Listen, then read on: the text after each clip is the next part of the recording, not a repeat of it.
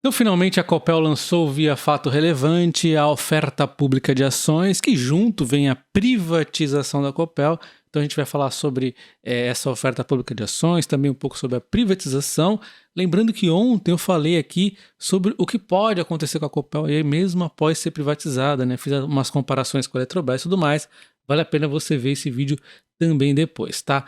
Enfim, então está aqui a oferta pública sendo iniciada. Ela temos aqui duas datas, né? Uma data já foi passada, dia 25 de julho de 2023, é a primeira data de corte para os acionistas para quem for participar aí das ofertas públicas de ação. E aí temos a segunda data, que é dia 4 de agosto. E é importante que tenha uma diferença, que você compra ou vende ações nesse período, muda um pouco ali a composição. Já vou comentar sobre isso mais para frente. Mas fique atento a essas duas datas aqui que o acionista tem que ter para ter direito à subscrição, tá? E aí no dia 7 nós temos aqui os encerramentos, no dia 6, aliás, no dia 8 aqui nós já temos a fixação do preço por ação, é rapidinho até, né? Depois nós tivemos divulgação do anúncio dia 9, dia 10 temos os inícios já da negociação na B3, data de liquidação, e aí depois nós temos também as ações suplementares, né? Então temos a data de limite aqui das suplementares dia 7 de setembro, dia 12 de setembro é a liquidação, e lá dia 5 de fevereiro é a divulgação do anúncio do encerramento total, né, da oferta pública. Bom, então, antes mesmo da gente falar sobre a oferta pública, é importante ficar atento a uma condição crucial, que é o TCU, que está aí avaliando no âmbito desse processo aqui, as condições de aprovação dada pelo Ministério da Energia e Ministério da Fazenda para renovação das concessões das hidrelétricas da Copel. Lembrando que toda essa privatização, um ponto muito legal dessa privatização é que as três gigantescas hidrelétricas delas aqui, a Bento Munhoz, a Ney Braga e a José Richa, vão aqui estender por 30 anos, mas para isso a Copel precisa pagar um bônus de outorga, ou seja, ela vai renovar sem pagar aqui, sem ir para licitação, concorrência pública e tudo mais, porém ela tem que pagar esse bônus aqui, né, para renovar por 30 anos. Então, e acontecendo isso, a gente não vai mais se esquentar a cabeça com energia por muitos e muitos e muitos anos, que são os anos que tem mais 30, né, muita coisa. Precisa o TCU falar, não, pode seguir. Se ele recuar ou mudar muito, e a Copel comenta que caso aconteça uma alteração e no sentido que de repente o valor seja muito diferente, muito maior aí, a oferta não será concluída. Então isso aqui é crucial para a oferta acontecer. Dependemos do TCU mais do que tudo, embora eu acho que ele vai aprovar, né? E aí falando em termos de preço, né, nós temos uma comissão bem baixinha aqui, interessante, apenas 2 centavos, né, irrelevante. E aí nós temos o preço, né, que ela está calculando aqui em 7,83, mas os 2 centavos dá 7,85, mas não é esse preço final, tá? É o cálculo aqui, a base, né, que ela está utilizando para fazer aqui a oferta pública, tá? Porque era o preço médio que estava lá as ações, depois deu uma subida e tudo mais, né? Ela está mais cara hoje. Enfim, a gente tem aqui então o preço de ação, como é que ela vai ficar? O preço de ação vai ser definido após a conclusão do procedimento de book building, o qual vai ter os seguintes parâmetros: a cotação das ações na B3, já sabe que está até mais cara neste momento, as indicações de interesses em função da qualidade e quantidade da demanda. Então, vai ter ali o valor que você está colocando e o preço que você está colocando. Vai ver quantas pessoas estão dando oferta e os valores que elas estão dando, e aí a gente vai ajudar aqui a definir o book build, né, o preço aqui que vai ser definido aí da oferta pública da Copel. Então a oferta pública da Copel vai oferecer 549 milhões e 171 mil ações de oferta pública que serão em oferta primária, que é inicialmente 229 milhões e tantas, e secundária 319 milhões e tantas. E aí tem uma diferença, eu marquei aqui de azul, né, essa oferta primária aqui é a nova emissão, a empresa está emitindo novas ações aí, realmente como se fosse aí uma oferta pública de ação normal, padrão que a gente costuma ver, e temos a secundária, que é as ações detidas e alienadas pelo vendedor aí, que é a oferta secundária, e o vendedor aqui acaba sendo o controlador, né? Aí sim nós temos a privatização no meio dessas vendas de ações aqui, nós temos também a questão dos votos, que eu já vou falar. Então, aqui acontece teoricamente a privatização e a oferta pública de ações, né? Na sequência, nós temos aqui, então, o fato que poderá ainda ser acrescido de 15% de ações inicialmente ofertado, mais 82 milhões e tantas ações aí, caso seja decidido assim. Então, serão 18 milhões e meio aqui a serem emitidas, novas ações emitidas, e mais 63,8 aqui a serem alienadas pelo acionista vendedor, o controlador, basicamente, né? Então, podemos ainda estender mais 15% a oferta aqui da Copel, né? Bom, e aí na sequência nós temos aqui então as datas de cortes. O que isso quer dizer? Nós temos aqui duas datas de corte, lembra lá? A primeira data de corte que já passou, dia 25 de julho, é onde ia determinar quem vai ter direito então às ações. A oferta prioritária vai para os acionistas que destinam-se exclusivamente aos acionistas da primeira data de corte. Então, essa primeira oferta prioritária aqui, ela é para quem tem as ações no dia 25 de julho. Quem não tem, já era, não vai ter direito. E aí, os acionistas, uma vez constando nessa base, eles têm que ter ação também na segunda data de corte dos acionistas.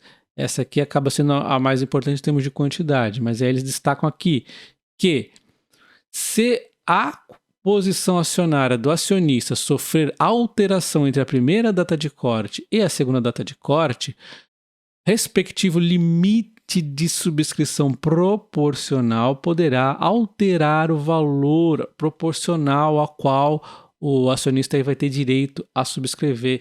Então, a diferença aí, se você tem 100 ações e você compra mais 100, vai afetar aqui o limite, né, da subscrição proporcional, vai afetar a quantidade aí de ações que você vai poder subscrever. Então, se esse saldo for positivo entre a primeira e a segunda data, vai aumentar. Se for negativo, vai reduzir, né? Vai acabar tendo bastante importância também a segunda data aí para os acionistas, né? Então a Copel comenta como é que vai ser aqui as proporções, né, sem considerar as ações suplementares, tá? Então, cada ação ordinária da companhia de titularidade do acionista na segunda data de corte dos acionistas, essa segunda data de corte vai definir o respectivo acionista o direito de subscrever 0,84006, ou seja, 8,4006% aí do que ele tiver de ações na segunda data de corte. Vale destacar que eu falei aqui, né, a acionista ordinário, mas também eu destaquei aqui que é a mesma coisa para preferencial, a mesma coisa para unit, né? Então, pessoa aí que tiver uma ação da Copel vai ter direito aí a subscrever a essa proporção aqui. Então, a pessoa tendo aqui 100 ações, ela vai subscrever, teoricamente, por essa proporção 8,4, mas não existe 8,4 ações, então a gente coisa para baixo, a gente arredonda para baixo, 8 ações. Tinha 150, 12 ações.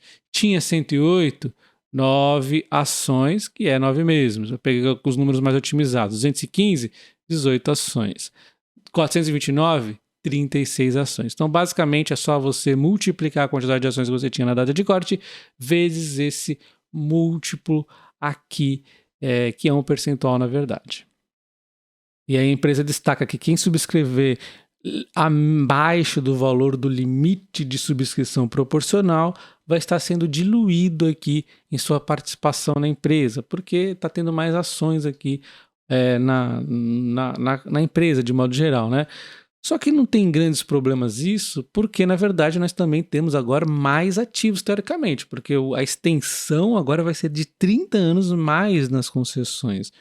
Mas óbvio, é irrelevante, na minha opinião, ficar preocupado com isso, embora obviamente eu vá querer subscrever aqui as ações que eu tiver direito, tá?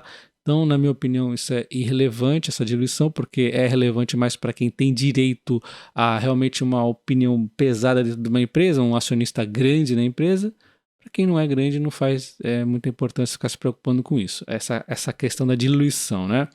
E a Copel destaca também que acionistas preferenciais e das units vão ser diluídos, óbvio, né? Porque agora nós só teremos classes de ativos de ordinárias sendo ofertadas. Obviamente temos mais ordinárias na empresa. Se temos mais ordinárias, temos menos preferenciais, menos units.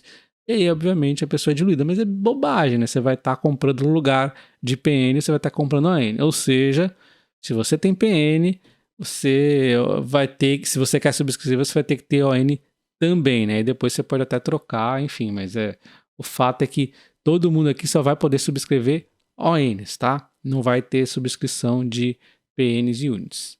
Vai ser tudo transformado no direito em ON.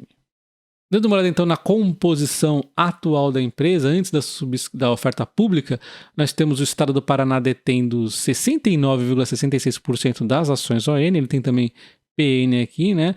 Mas o que eu quero destacar é que ele tem aqui uma porcentagem muito grande das ações que têm direito a voto, né?